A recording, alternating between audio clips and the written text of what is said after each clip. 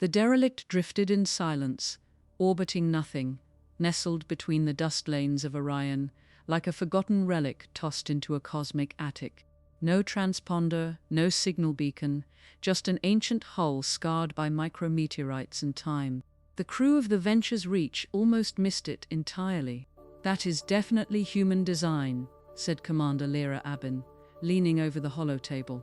Dr. Vance Morales, ship xenobiologist, frowned.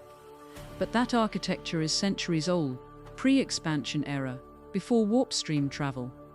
"That could be one of the original arkships," replied Kaito Ren, the ship's engineer, tapping through scans. "Cryovolt readings, dozens of life signs, all in stasis." Silence settled over the bridge. Lyra exhaled slowly. "We wake them." Docking wasn't easy. The derelict had no guidance systems, no response to pings, and its airlock was sealed with an outdated mechanical latch. The moment the doors groaned open, a wave of stale, recycled air wafted through, thick with dust, age, and something else.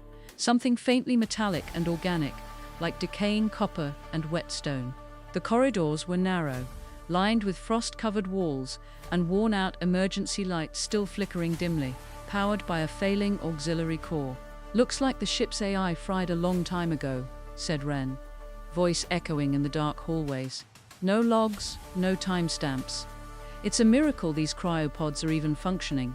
Rows upon rows of cryosarcophagi lined the hold, glass fogged, faces barely visible beneath the ice, each one labeled in old Terran script.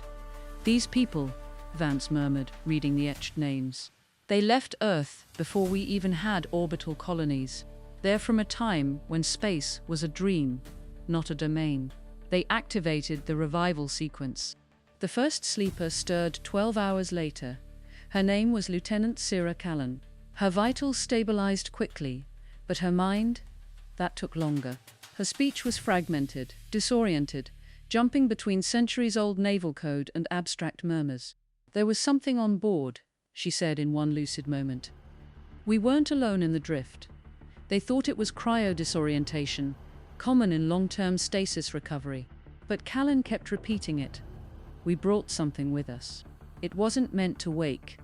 It followed us in the dark." Ren found the breach in the cargo hold 2 days later. A narrow fissure, no more than a meter wide, lined with what looked like fused organic matter. It pulsed faintly under the scanner, like tissue under skin. "That's not part of the ship," he whispered. Samples showed non-human proteins. No DNA, no known amino acid base. Vance began running deeper tests, but the results made no sense.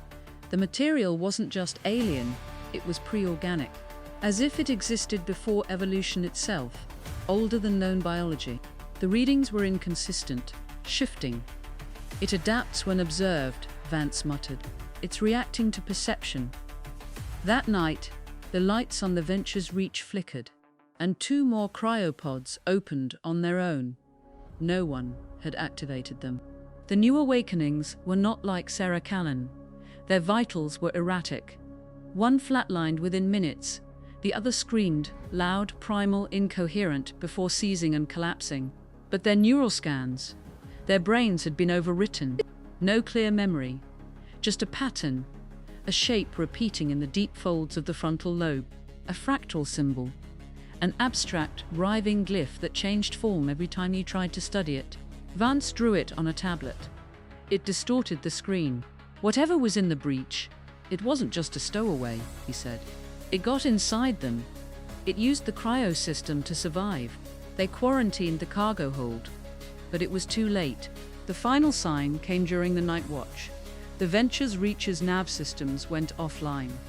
When they rebooted, the ship's location had changed. They were no longer in orbit of Orion's belt. They were drifting into an uncharted pocket of space, a region with no stars, only a faint gravitational pull, like a black sea surrounding them. And outside the viewport, in the emptiness beyond, something moved. A massive shape, coiled and patient, older than their scanners could define. Not biological, not mechanical. Something watching. "We are the memory of the void," came a voice over the intercom. It wasn't anyone on the crew. It wasn't even a voice, just thought.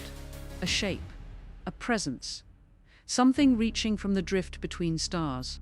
When the Alliance rescue vessel finally arrived weeks later, they found the Venture's reach adrift. Systems powered down, life support flickering. There were no survivors, no signs of a struggle, just rows of untouched cryopods, and a new one, sealed recently, with no name on its tag. Inside was Vance, smiling, sleeping, and beneath his pod, scratched into the metal in patterns no human hand could replicate, was the same symbol found on the derelict's walls. "We brought something back."